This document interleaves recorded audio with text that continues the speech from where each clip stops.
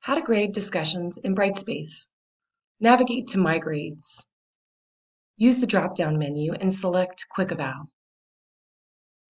The default setting in Brightspace is Submissions. However, if I want to grade all discussion posts at one time and scroll through to my next student, let's change the setting to Activities. The discussion that I would like to grade is called Discussion 1. I want to choose New Posts. Once I have clicked on New Post, I will see my first discussion to grade. You can see the student has posted 1 thread and 0 replies.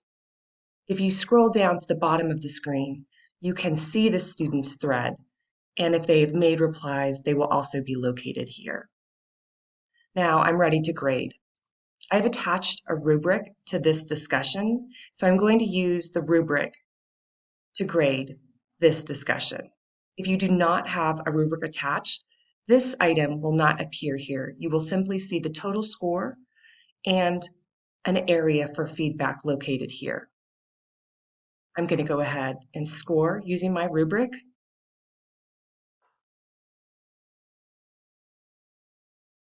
Now I'm going to add a bit of feedback.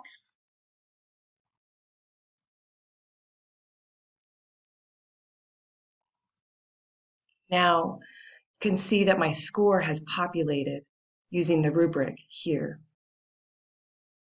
Again, if you do not have a rubric or you're not using one, you would enter your total score above and add your feedback here.